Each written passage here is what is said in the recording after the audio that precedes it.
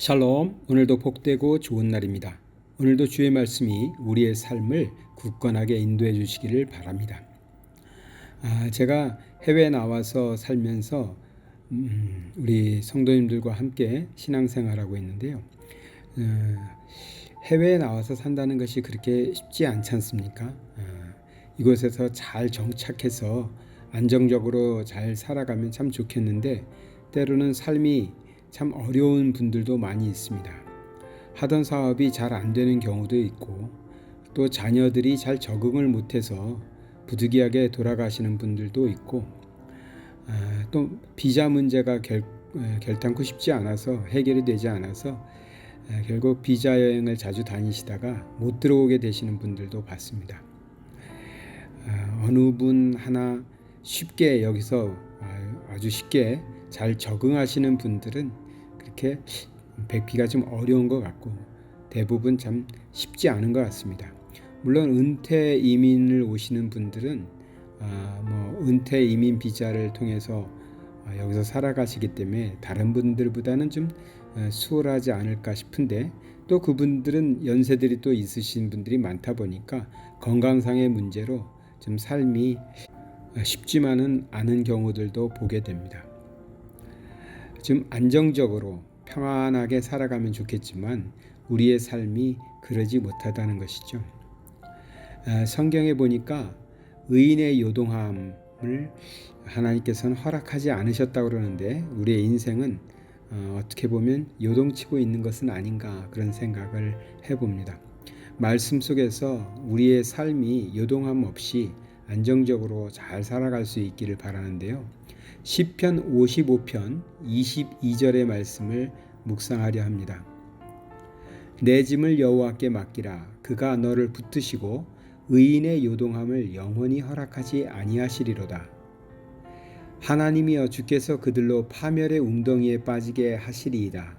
피를 흘리게 하며 속이는 자들은 그들의 날에 반도 살지 못할 것이나 나는 주를 의지하리이다. 아멘. 이 시는 다윗이 마스길에 맞춰서 부른 노래 이렇게 되어 있는데요. 다윗은 인생에 돌아보면 참 험난한 세월을 보냅니다. 많은 전쟁을 치러야 했고요. 또 아들의 반란도 있었고요. 참 인생을 보면 참 힘들었습니다. 왕이 되기 전에도 사울왕으로부터 굉장히 오랫동안 괴롭힘도 당했습니다. 다윗의 삶은 참 험난한 세월을 많이 보냈는데 그 험난한 세월을 보내면서 그가 터득한 것, 그가 깨닫게 된 것은 이러한 삶을 살아가는 데 있어서 가장 그래도 중요한 것은 여호와께 의지하는 것, 여호와께 자기의 모든 일들을 맡기는 것이라고 그는 깨닫게 됩니다. 그래서 자기 짐을 지금 여호와께 맡겨야 된다. 그러면 그가 우리를 붙잡아 주시고 우리를 지켜주신다. 하나님께서는 의인의 요동함, 요동치는 삶을 영원히 허락하시는 분이 아니기 때문에 우리를 지켜주신다. 그분에게 우리의 짐을 맡기면 그분이 지켜주신다는 것이죠. 그리고 23절 끝에 부분에 그러죠. 나는 주를 의지할 것이다. 주께서 다 나의 원수들을 멸하실 거니까 나는 주를 의지하리이다. 라고 노래를 마칩니다. 사무엘상 17장 47절에도 이 다윗의 신앙 고백이 나오는데 여기는 무슨 얘기냐면은 다윗이 블레셋 장수 골리앗과 싸울 때 그때의 고백입니다. 다윗이 블레셋 앞에 나가서 이렇게 말합니다. 또 여호와의 구원하심이 칼과 창에 있지 아니함을 이 무리에게 알게 하리라. 전쟁은 여호와께 속한 것인즉 그가 너희를 우리 손에 넘기시리라. 아멘. 이 전쟁은 누구에게? 여호와께 속한 것이다. 그러니까 내가 이 블레셋의 장수인 골리앗과 싸워도 내가 싸우는 것이 아니라 하나님께서 싸우실 것이다. 하나님께서 싸우실 것이다. 이것을 이렇게 믿고 골리앗 장수에게 지금 달려가고 있는 것입니다. 다윗처럼 어린 소년이 하나님이 싸운다는 그런 믿음이 없었다면 골리앗 앞에서 그렇게 당당할 수 없었을 것입니다. 즉 다윗은 이 고백에서 전쟁은 하나님께 속한 것이니까 이 믿음이 있었습니다. 하나님께서 싸우실 것이다. 그래서 다윗이 시편 55편에서 내 짐을 여호와께 맡겨야 된다. 여호와께서 맡아주실 것이다. 왜? 여호와께서는 의인이 요동함을 허락지 아니하시니까. 의인의 삶이 요동치는 것을 원하는 하나님이 아니시니까 하나님께 맡기면 하나님이 하실 것이다. 하나님이 해결하실 것이다. 하나님께서 일하실 것이다. 그러니 나는 주를 의지하고 내 짐을 여호와께 맡길 것이다 라고 노래하고 있는 것입니다. 그렇습니다. 우리 하나님께서는 하나님의 자녀들이 요동치고 흔들리고 좌절하고 낭망하는 삶을 하나님은 원치 않고 그것을 또 허락지도 않으시는 하나님이십니다. 하나님께 우리의 짐을 맡기시면 우리 하나님께서 다 해결하십니다. 하나님께서 전쟁을 치르십니다. 우리를 대적하는 무리도 있을 테고요. 또 우리에게 주어진 너무나 어려운 문제들, 시련들, 고통들, 아픔들 그런 것도 하나님께서 해결하실 겁니다. 우리가 주님께 짐을 맡기고 주를 의지하기만 한다면 말이죠. 자, 이 말을 잘 이해해야 되겠죠. 지금 다윗은 전쟁은 여호와께 속한 것이다.